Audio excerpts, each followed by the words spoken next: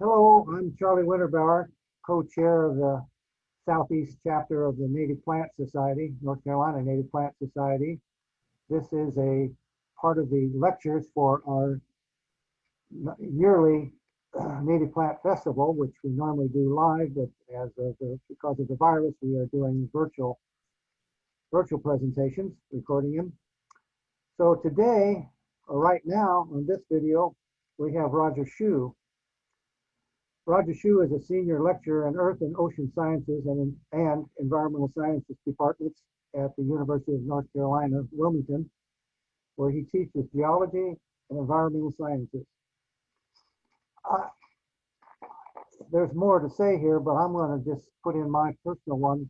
I've known Roger, is it probably 15 years or so? I've been here 20 years, but I think I've known him for about 15 years and attended many of his talks, and he can pretty much talk about anything. And so today he's going to talk about one that's appropriate, about doing walks in this physically distancing environment we have.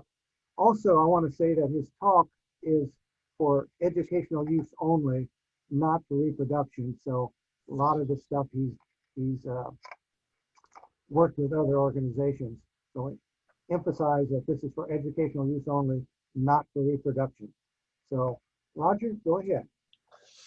Thank you, Charlie. Appreciate it. And thanks for the opportunity to talk virtually for the Native Plant Festival. It's always an excellent opportunity for folks to go to the real thing. And hopefully next year we'll be able to all meet in person to be able to look at plants and talk to individuals. That's why I got into education to start with, was because I really like talking to folks, and being in front of the class and being in person is certainly way better. But in the circumstances that we've got, we're going to make the best of this. And so we appreciate Charlie and Valerie and everyone putting this together to be able to show folks some of the things that are so beautiful in our area. And with that in mind, I thought that something that we might look at for my talk would be some of the natural areas of southeastern North Carolina. And in particular, look at some of these areas relative to sites that you can go out and enjoy nature while also physically distancing. Because we do have lots and lots of opportunities here in North Carolina, southeastern North Carolina, even with the population growth that we've had. These are just some of the images associated with that. And in honor of Charlie, I, of course, put a few of those nice birds that we find in our area as well, in the respective sites that we have. So first off, I'm a geologist, and so need to start off with a map of geology of North Carolina. One of the reasons North Carolina is so fantastic, it has a lot of biodiversity, and that's because it has a lot of different areas of geology, topography, etc. And this is just showing you the three zones of North Carolina: the Blue Ridge, the Piedmont, and the coastal plain. And of course, that corresponds with the geology that we've got. We're going to, of course, concentrate down here in southeastern North Carolina today and talk about all the biodiversity and different sites that are possible. Of course, if we go across the state of almost 500 miles, North Carolina does go from the mountains to the coast. And of course, there are really lots of natural wonders associated with the state, all the way from the mountains, where we have Mount Mitchell and Linville Falls, going into more of the Piedmont with Pilot Mountain area. We've, of course, got the Triassic basins, and we've got some mysteries right here on the coastal plain as well, such as Carolina Bays, longleaf pines and carnivorous plants, and also, as you can see here, the Outer Banks. So these are just according to Shew, as I say here. They're not dedicated by North Carolina Department of Natural Resources, just Shew. And that goes for these as well. I call these Shew's Coastal Plain Natural Wonders, and these are some of the ones that I think are really spectacular places to visit. For many reasons. It's not just the plants, it's not just the animals, it's for the pleasure of being outside. I even enjoy putting my bare feet into the salt marsh muds. So all of these are different places that we could consider, and we're going to look at a couple of these today for our consideration of places to visit to see nature. One of the things that we have here in southeastern North Carolina and northeastern South Carolina is what we call the Cape Fear Arch. It's a special geologic feature. It's a slightly positive tectonic feature, as we call it. And there are certain areas associated with that that are pretty special. I've identified here, and there's a group called the Cape Fear Arch. Website is up here, capefeararch.org, that lists some of the focal areas for our area of North Carolina. And you can see them listed here by number. So there's lots of places to see, like the Cape Fear River, bottomland hardwoods, the Black River, the beaches, also some of the places like the Green Swamp and Lake Waccamaw. And what you can see here is we've divided these into 3 different types of areas: the river and riparian zone, that's the zone along the river; the terrestrial ecosystems like our bottomland hardwoods as well as our longleaf pines; and then of course the coastal zone that includes some of our beaches, our barrier islands, salt marsh systems, as well as our tidal creeks. So we're going to be looking at a few of these. All of these are fantastic places to go. We don't have time to obviously talk about all those, but I show them here just so that you can highlight some of the special properties, characteristics of those locations. And of course, one of the things that's really important about North Carolina is we have lots of different natural communities, as we call them. Natural communities just defined as a distinct and reoccurring assemblage of populations of plants and animals, and how you look at them in their setting or physical environment. And these are some of the 16 natural communities in the Cape Fear Arch area, including oak hickory forest, longleaf pine savannas, coastal plain floodplains, maritime forest, and wetlands. Here you can see Bald Head Island with the salt marshes and the maritime forest. You can also see here a Blackwater stream with bottomland hardwoods. And here you can see a longleaf pine savanna with the Pocosin adjacent to it. So again, we have lots of variety in our area. So I'm just going to show you quickly some of the variety before I go into 2 sites in particular for us to review today that you might consider going out and walking around and enjoying nature, and a little bit of quietness at the same time, learning a few things about our area too. Of course, one of the big things we have in our area are different forest areas. I'm going to talk about the Green Swamp in just a few minutes, but this is certainly a fantastic picture of the Green Swamps, the longleaf pine savanna. We have oak hickory climax communities as well. And we also have bottomland hardwoods. And of course, mixed in with all these are different kinds of plants that are special to all these sites, including one like the Venus flytrap, which is found predominantly in our longleaf pine savannas, but elsewhere too. Of course, we got high biodiversity with the animals too. These are just a few of the ones that you might see when you go out in nature. One of my favorites is the fox squirrel with his nice little white nose and white ears sometimes, but they have a variety of colors. They can be all black. Of course, we have lots of turkey. The turkey have been reintroduced into this area, fortunately. When I was a kid growing up in this area, you rarely saw turkey, but you can see them most everywhere now. The other morning we were driving down to the swamp to do some work. We saw over 40 turkeys. And of course, black bear have been coming back to a large degree in our area too. We also have alligators, lots of deer, and of course, our state reptile, box turtle, you can see there. And we of course have some special birds like the red-cockaded woodpecker, and my favorite in the terrestrial zone, the pileated woodpecker. We also have lots of different water features to look at in southeastern North Carolina, from the Cape Fear River and the Lock and Dam. This is the Rock Arch Rapid that was put in several years ago to encourage migratory fish species and anadromous fish to be able to swim upstream to spawn. We also have our Carolina bays, such as Jones Lake State Park, shown here.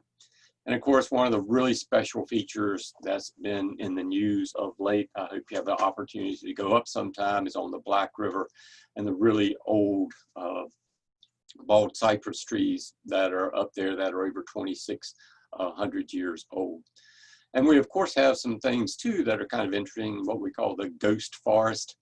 This is on the northeast Cape Fear River. So if you go north of Wilmington on the northeast Cape Fear River, you'll see lots of the old dead cypress, suggesting that there's been a change in the ecosystem, perhaps brackish water intrusion into this area. And of course, then we can go down to the coast, have lots of coastal variety.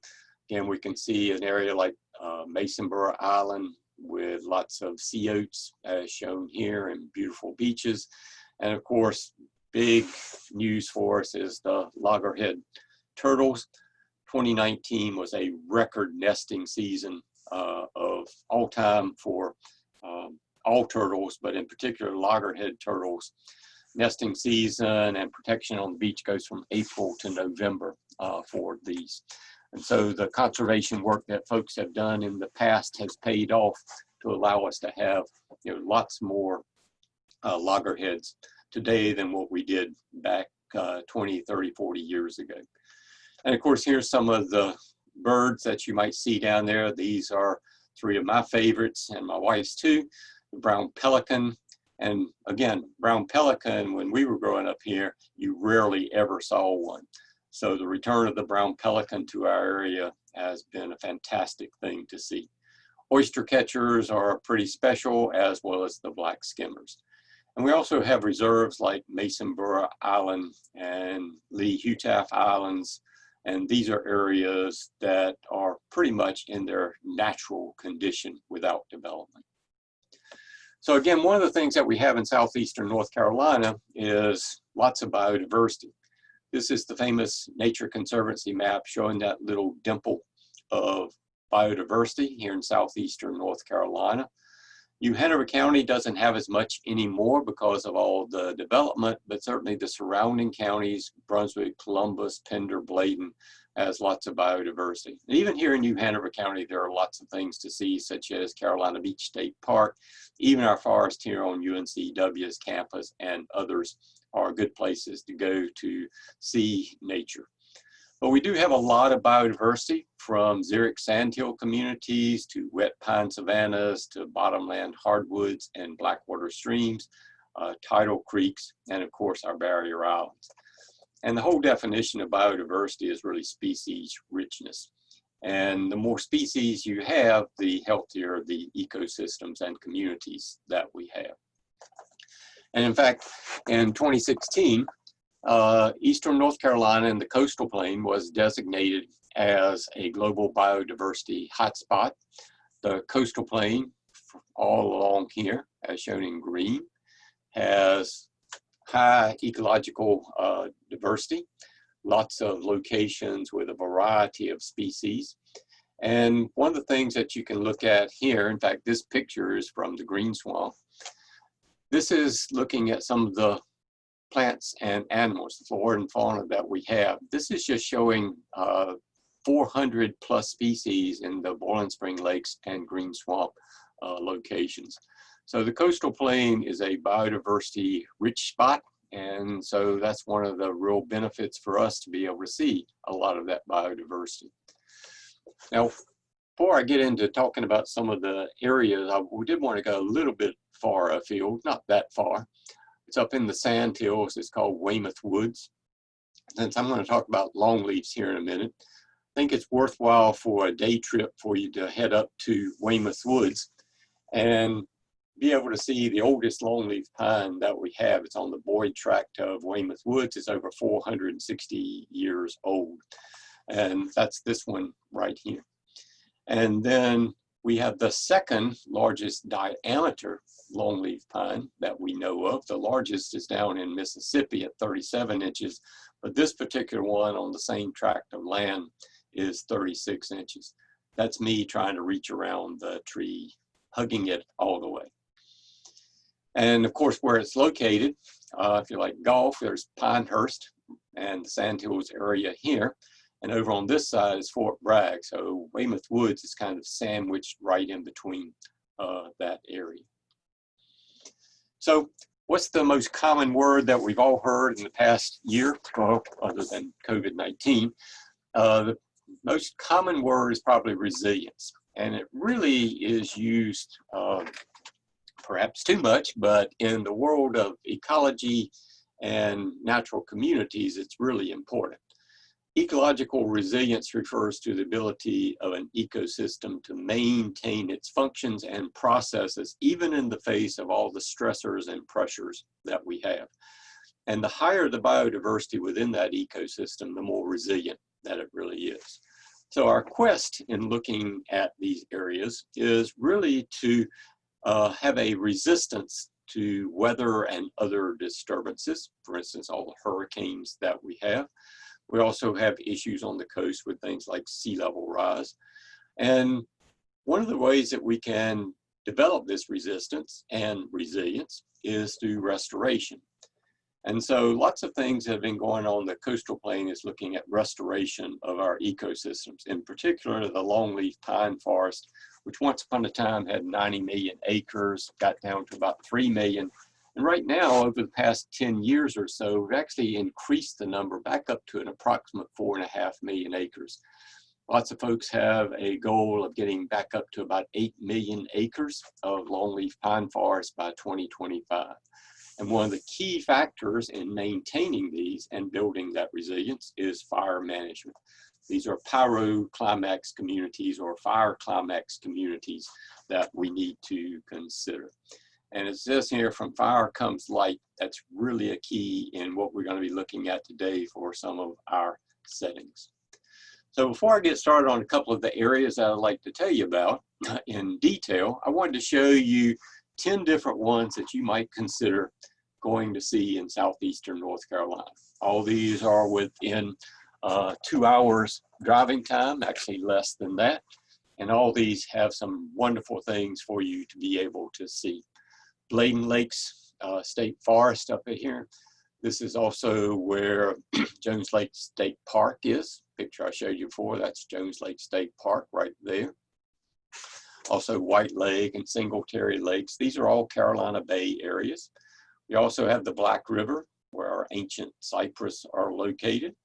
We also have Locking Dam #1 on the Cape Fear River. There's also Locking Dam 2 and 3 in Bladen County that are great places to go. Number 4 here is Lake Waccamaw, a state park there with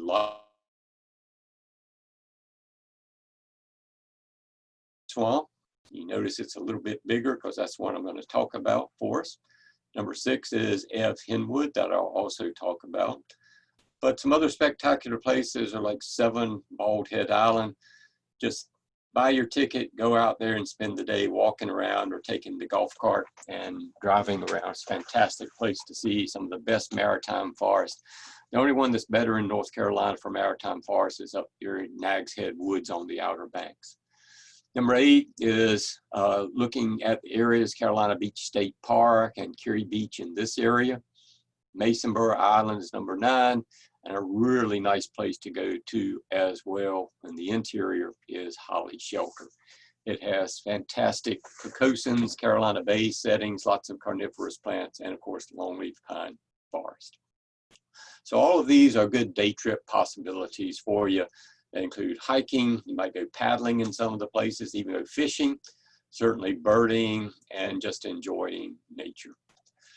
So figured I would show you in detail a couple of these places just so you'd have an idea of where you might be able to go and some of the things that you might be able to see. Many of you have probably been to these areas before, but we thought we would give you an opportunity to see some of these virtually, and then maybe you'll head down to enjoy nature for yourselves. This is a picture of one of the little savannas down in the green swamp. That's my wife back there for scale. We do work down there, and this particular one is a small savanna, but you can see how rich and pretty it is. You know, this is about 8 months after a fire. And so you can see in this particular case, the nice green grasses that we have. There's wildflowers scattered all in here. And of course, lots of carnivorous plants too. So this is a small savanna of about a 1.5 acre, but there's quite a few other ones down there to take a look at. So what I'm going to talk about with the green swamp is a couple of things. Distribution of longleaf pines has got to go into that story. Talk about a few of the stressors and threats to the ecosystem. Look at the types. We're going to concentrate on the wet pine savanna because that's what we have down in the green swamp. And then some of the properties associated with those areas. So longleaf pine systems are an endangered ecosystem globally, and pretty important. Famous fellow named William Bartram, you might have heard about, that toured around the countryside. He did a little book for us. And what you might see of one of his comments way back when was, we find ourselves on the entrance of a vast plain extending 60 to 70 miles. And this vast plain is longleaf pine. The whole idea here and what he was describing is that you could go for miles and miles and miles without ever leaving the longleaf pine forest. But then another kind of famous guy from NC State, botanist ecologist B.W. Wells, 1932, said that not much of that longleaf pine valuable nature ecosystem is left behind. And in fact, it's been rooted out by hogs, mutilated by turpentining. This is the naval stores industry that's so famous for North Carolina. Timber was cut down for lumber, and also it was neglected. And that neglect involved not doing many controlled burns either. So he described this as a real loss, and I agree with this. This is the comment of going from 90 million acres down to 3 million acres of longleaf pine forest, which extend all the way from Virginia over to Texas. So you can see here it's mostly in the coastal plain, though it does extend a little bit into the Piedmont zone. That extent has been reduced dramatically. In 2010, you can see some of the distribution. It's even more fragmented than that, though. And so the history and condition of the longleaf is quite a story for us. And the reduction of the longleaf pine is for those reasons just mentioned. And this is just some images to show you some of those factors. Here you can see longleaf pine being put on tracks for lumber. As you can see, it was the wood that built the South, as some people describe it. And of course, wooden ships back in the day, you wanted to make them waterproof, and so the naval stores was used to waterproof the ships, to preserve ropes and other equipment. So this wood was used for construction, shipping, energy use, as well as naval stores. Here's a couple of pictures of getting the resin from the trees. All of you know that we're Tar Heels, and of course the resin associated with these is what gave us our name. And so you can see in these cases, these are notch trees. The resin would run down and collect at the base. Other areas would have tar kilns where you would pile the wood up in stumps and other material, cover it up with soil, do a slow burn, and the resin would ease out or ooze out of the material and go down here and be caught in a barrel. And of course, Wilmington was the naval stores capital of the world in the late 1700s, 1800s, where lots of this material was shipped out of our area. This is just another picture or two. There's a turpentine still. In fact, if you go up to Bladen Lake State Forest, there's a really nice display for the naval stores industry that you can take a look at in that location. And just to highlight, I'm going to talk about Ev-Henwood in a little bit. There's a tar kiln at Ev-Henwood, and right here on UNCW's campus, we have several tar kilns as well as notch trees too, that I'd be happy to show you sometime. And down at the green swamp, there's multiple tar kilns and notch trees for you to look at. So the other thing that's been a loss for some of the original distribution of longleaf pine is the change over to silviculture. So here you can see some pictures from 1938. Remember, Mother Nature doesn't have straight lines very much, so all these straight lines are human induced. So some of these areas were ditched and also put roads in so that you could go in and log. All this became a pretty big silviculture area as we have it today with International Paper and others. And all of these then are roads and ditches that have been put in. This area without them, that's the green swamp preserve that we're going to be looking at. This is how you see all those things with the different areas. The Forest Service does a good job. I mean, the forest industry does a good job with not having clear cut all the areas at once. You can see here some areas are red. That's just a false color infrared. That just shows you that I've got, you know, lots more vegetation there. And then you go over to these other areas. These are areas that were just cut. So by rotating the cuts, you know, it doesn't take out all the habitat all at once. Silviculture is big. North Carolina has an $18 to $20 billion industry in forest products annually. Another thing that's changing our area too is urbanization. Brunswick County is the fastest growing county in the state, usually in the top 10 in fastest growing counties in the whole country. And Leland, right across the river from Wilmington here, is the fastest growing city that was listed in North Carolina in 2019. So this is certainly putting some stressors on edge effects for many of our natural systems. So we need to just be recognizing that there are stressors that are impacting our natural areas. And if we want to keep some of these, we need to make sure and state why they are so important to us. And here you can see exactly what I just said for Southeastern North Carolina. Overexploitation, that was the lumbering in the naval stores. Agricultural activity, so that's reducing the areas because of going to silviculture and agriculture. And urban development, which is occurring now. You can see the other things that are impacting losses of biodiversity. You might notice that climate change is all the way over here. And that's really true for the longleaf pine forest, because the longleaf pine forest occurs over a very large area, as we said. It covers much of what we call Zone 8, which is what the zone we are in for planting, plant hardiness zone, if you will. The USDA comes out with these maps, and here in the 1990 map, you can see Zone 8 in orange. 2012 map, you can see it's expanded to the north. And so that's showing you that we've got climate change occurring as we see it right now.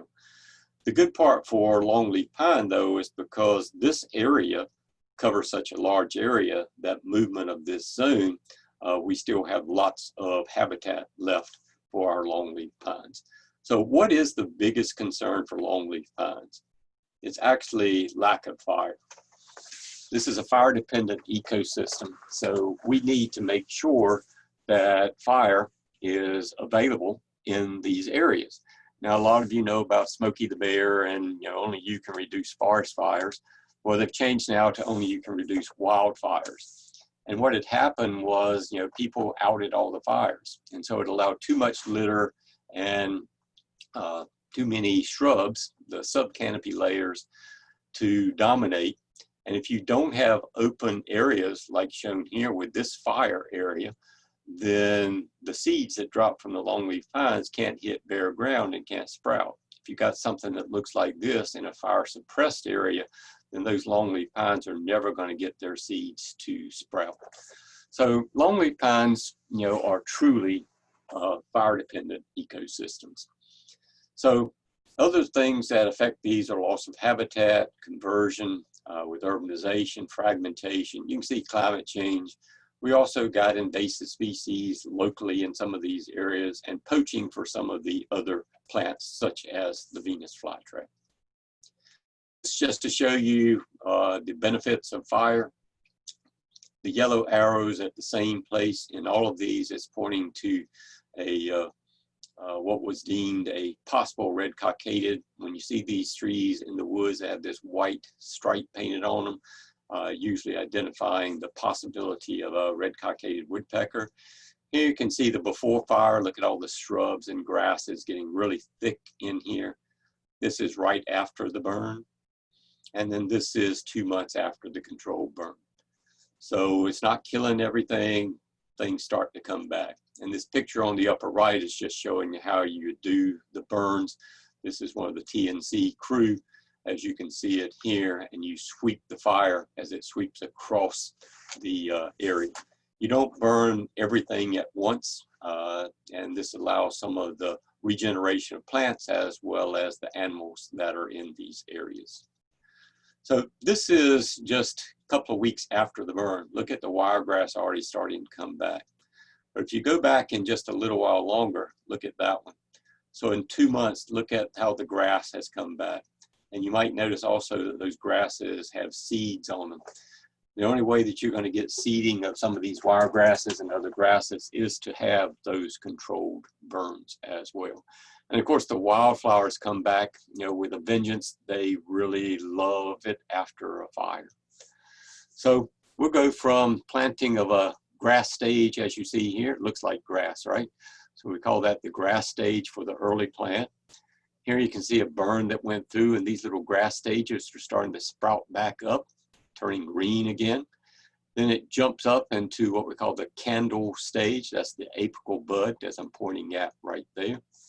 And then, of course, longleaf pine are providing lots of wood, but today people have seen the benefit of pine straw as well. Pine straw from longleaf is more valuable than the loblolly, which is shorter pine straw. And one of the things at the Green Swamp is we have 3 different types of pines. We actually have a 4th one that's been introduced into the area, and that's the slash pine, which is native to Georgia and Florida more.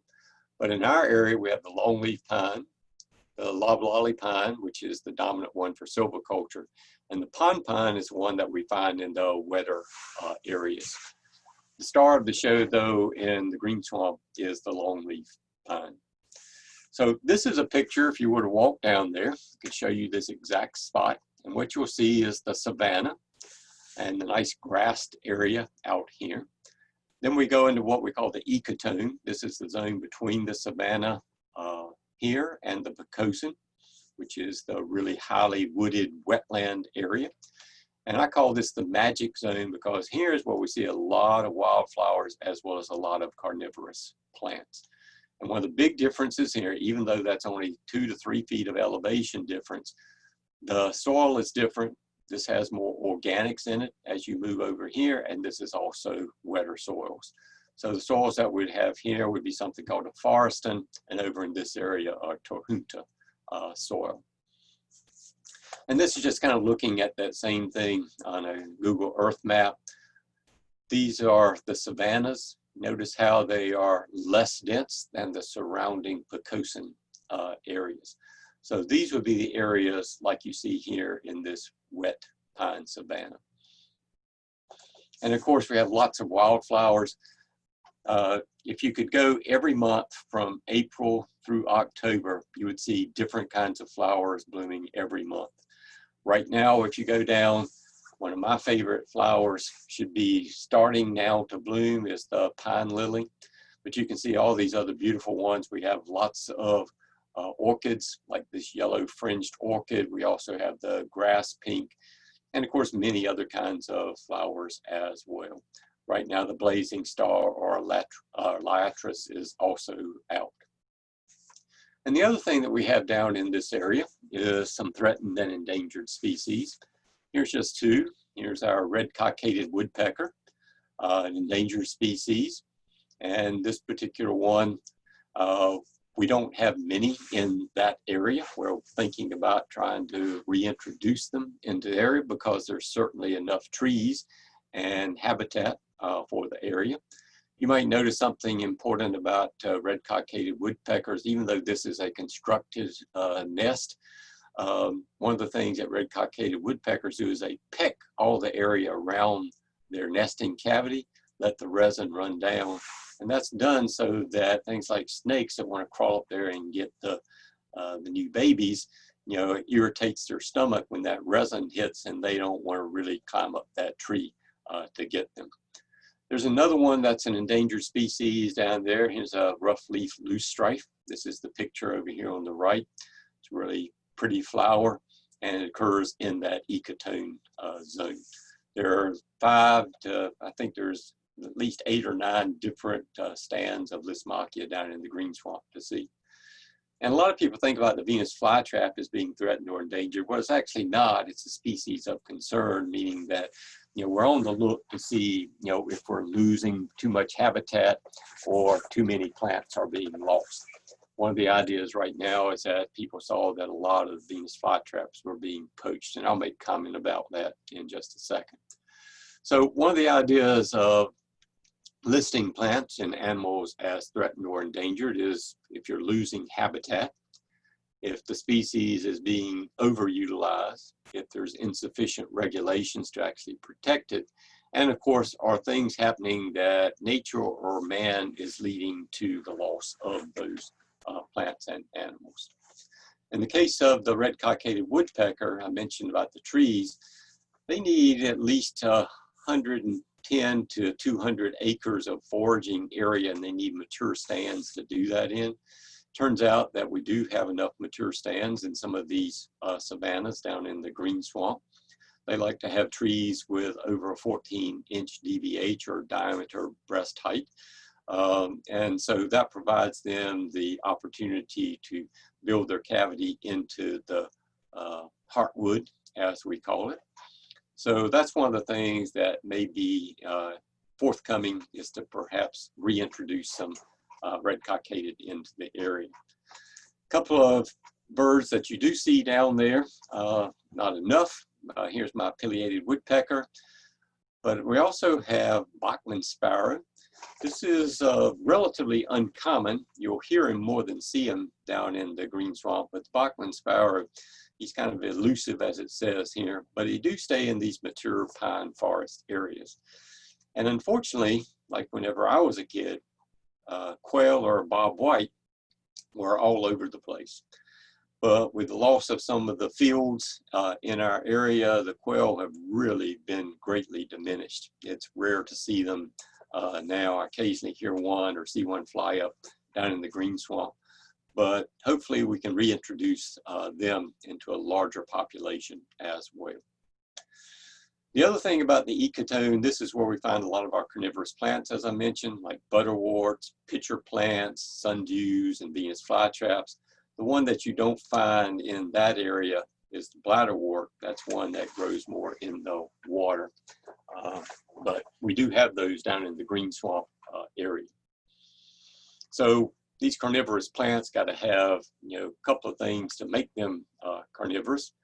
They have some adaptation of the leaf structure to make it into some sort of trap for prey. They need to be able to digest that prey. And of course, they should be deriving a little bit of benefit from those prey for nutrients for the plant. Now, I'm going to tell you that you can have these plants growing great. I've got a Venus flytrap sitting right here next to me in my office that I've had for 6 years, and he hasn't eaten a piece of meat in that 6 years and still doing fine. But it is a supplement for these particular species. So where are the major concentrations of Venus flytraps? Well, we have lots of different things we call element occurrences, but there are really 4 sites that are major occurrences of these. One of these is in the green swamp. We also have them in Boiling Spring Lakes and over at Sunny Point. But the green swamp, I say, is the nexus of Venus flytraps. Believe it or not, there's hundreds of thousands there. And then another place is Holly Shelter. Camp Lejeune is another one. And all the way up at the Croatan National Forest too. Well, we have Venus flytraps extending out that 90-mile radius from Wilmington. So they are in Horry County, South Carolina, as well as Bladen County and on up in this area. And the Venus flytrap, as I say, is a species of concern. One of the things that I like to talk about too is, what are some of the things that people say are medicinal uses for these plants. And of course, one of the things they've said about Venus flytraps is it enhances the immune system, reduces fatigue, it's an antioxidant, and it's even good for your cat and dog, Spot and Fluffy. It calms skin irritation and mange. And of course, one of the things that some people have said that this is for, like many people have said other things, are that it is a cure for cancer. None of these have been really proven, but as we know, people use things by hearsay. One of the deals with the Venus flytrap, though, it is our state carnivorous plant. And old Charles Darwin said that it's one of the most magnificent plants in the world. So where do they occur? Well, here's us doing some work down in the green swamp. This is a transect where we're counting the plants in there. And here you can see this is the same knife just for scale. Fire is critical for the health of Venus flytraps. They flower better and they are larger plants after fire. Whenever you get thick grass like this, it starts to shade the plants out. Notice the size of the plants here versus what you see over in here 5 months post-burn. So these particular ones, this is over 2 years without fire. So they start reducing in number and are reducing in size and also reducing in the amount of flowering in those areas. And just to show you that people have poached, this was a plot we had in 2013 with 400 plants in it. After poaching the next year when we counted, there were only 98 plants left. And they go in with these little spatulas and spoons and dig up the individual plants in those areas. So some folks were looking at those as being a reason to raise the threat level for Venus flytraps. And there is a petition underway right now to list the Venus flytrap as an endangered species. And the reasons given are habitat loss, overexploitation, like poaching, regulations don't work, and also some of these others in our area like climate change and sea level. Well, one of the things with this is I would say that a good thing to do would probably be to raise it, this is my opinion only, raise it to a threatened species, and that would protect its habitat more. We don't believe that the poaching is really a significant dent in the populations in those large areas like the green swamp or Croatan or holly shelter. But if you've got a small area with only a few hundreds of plants and not thousands, you know, if you take away 100 plants or so, then that's going to be a real deficit to that area. So we have the risk of losing some of the small element occurrences, and that is absolutely true. So perhaps raising it to a threatened species would be good. What we found is that when they raised it to a felony from a misdemeanor in 2014, we didn't see much evidence of reduction in poaching until after a couple of people were caught and prosecuted under the felony law.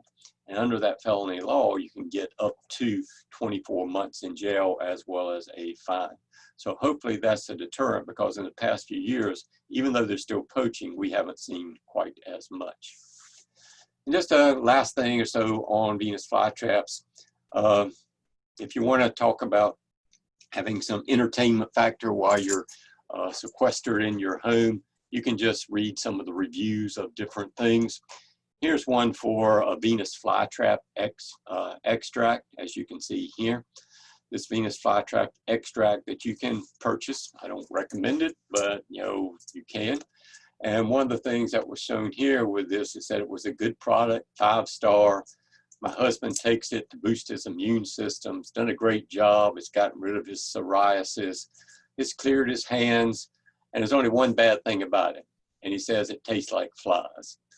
So I just want to highlight for you that I don't understand how he knows what a fly tastes like. But the second thing is it shouldn't taste like flies, because as it turns out, even though it's called the fly trap, this has been found to be the list of preferences or what goes into the fly trap, and is caught with it. Spiders and ants, beetles, crickets, flies are number 5 on the list for most commonly eaten critter.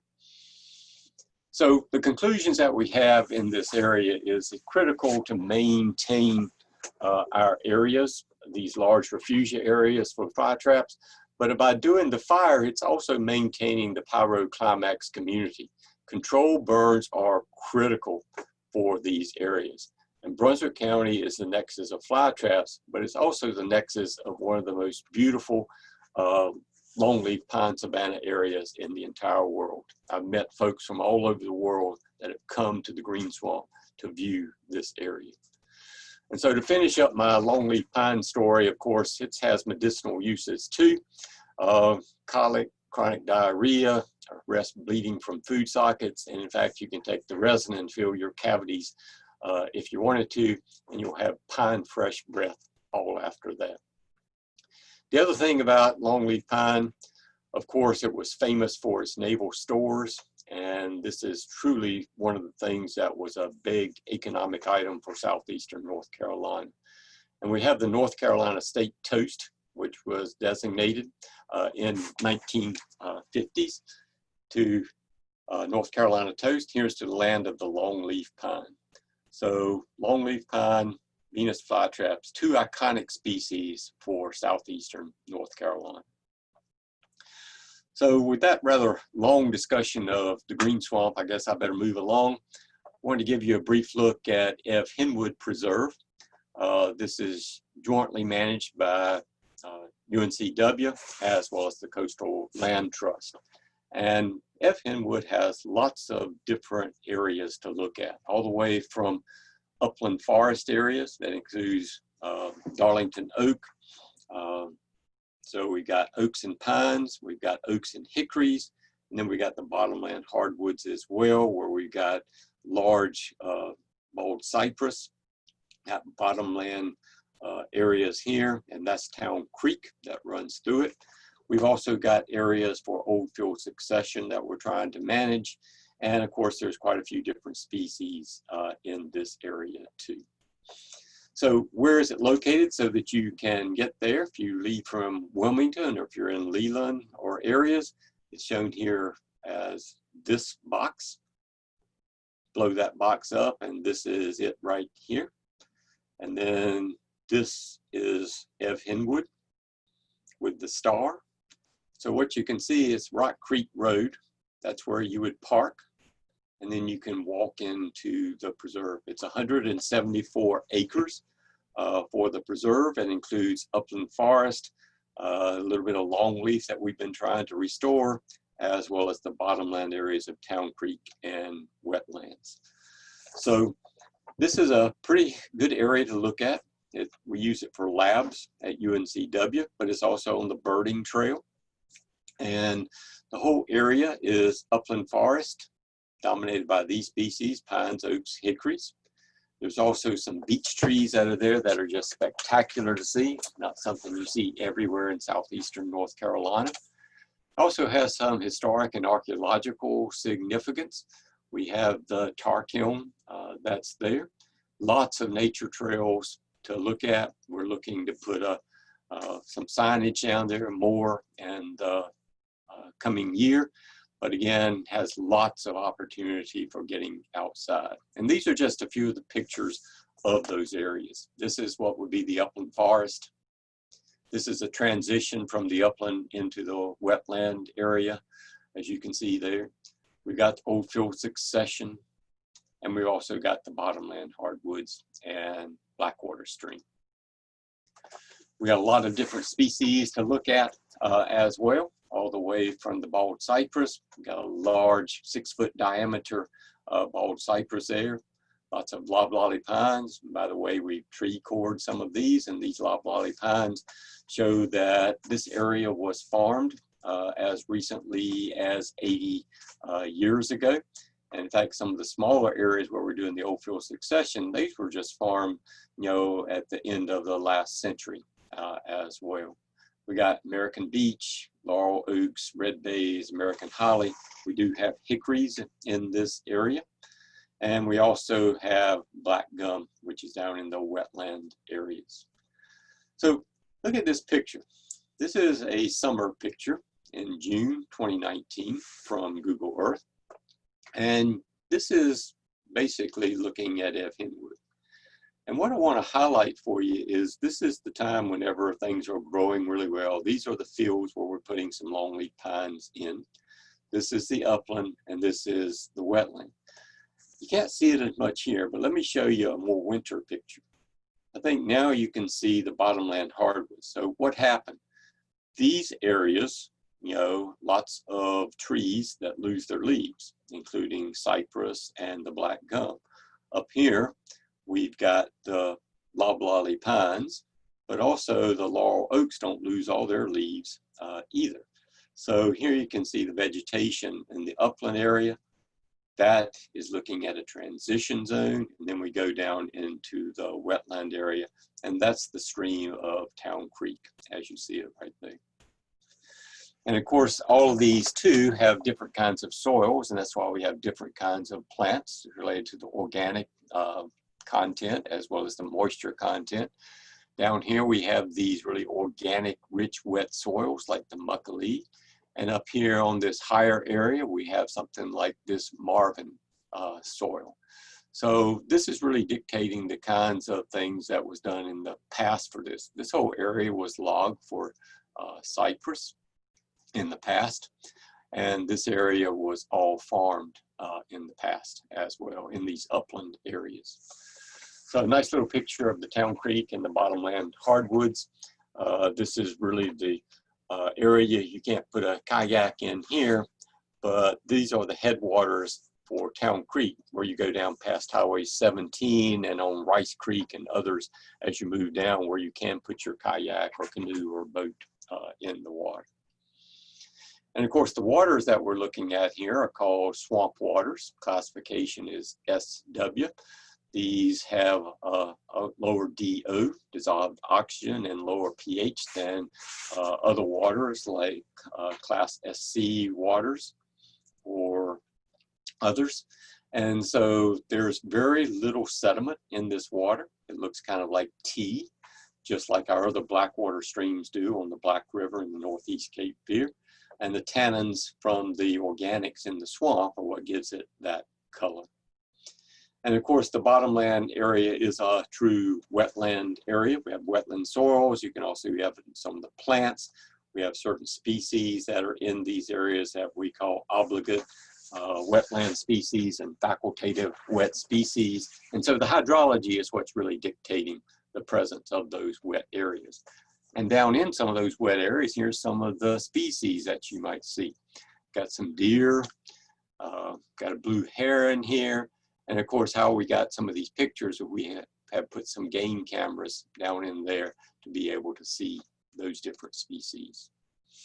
Then we move up into the transition zone and the upland forest. So these are other places that you would see along the area, lots of trails to be able to see these.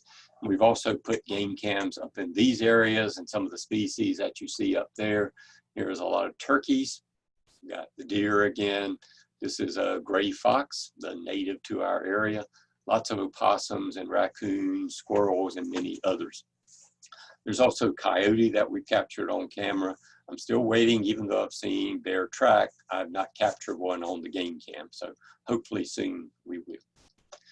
The other thing that we have here is a secondary succession for the area. This is what we call old field succession. So when you stop farming, grasses will come in, and then loblolly pine, and then you'll move into hardwoods. And this is really important to us. This is a good educational thing that we do in ecology. And what you can see with this change is that over time it goes from the bare field to the grassland to the grass shrub, old hickory and oak forest area. So you can see here that productivity increases, biomass increases, number of species increases up into this area, and then as it stabilizes, the number of species a little bit drops off. And that's because a lot of these areas are shaded out once you get into this really dense canopy area like that. And it also shows you that we've got successional stages that are used by different wildlife here too. So this is just some information I'm passing along so that you can see that it's important to have a variety of ecosystems or communities in an area to make sure that you have maximum biodiversity, because we really love to see these guys. And this is just to show you what the area is like. When you go down now, you'll see a field that's kind of cut with some longleaf pines in some of it, as well as grasses and others. This is how it was growing up and starting to get too large. So eventually that would just go into hardwoods with sweet gums and oaks. So we're trying to maintain it in this kind of area, at least for about 5 acres of the site.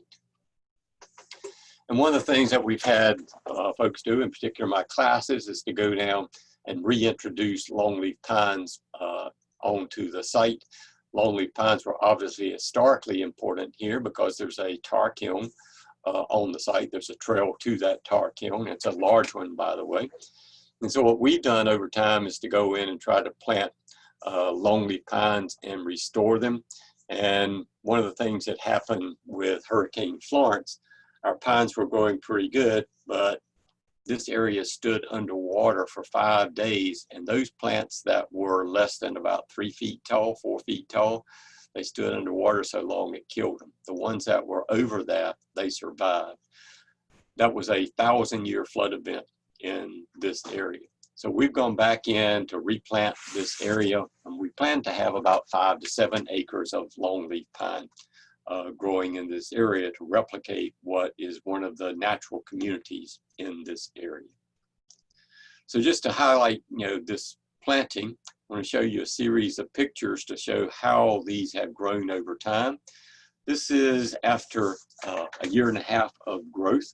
I've got this white arrow. It's going to be on the same tree over time. That's a year later, actually 1.5 years later. This is looking at a couple of more years of time. That's the same tree there. This is one we just put out at that time because we wanted to fill back in. There's the same tree in 2019. As you can see, we had just burned this because, again, fire is essential to these trees.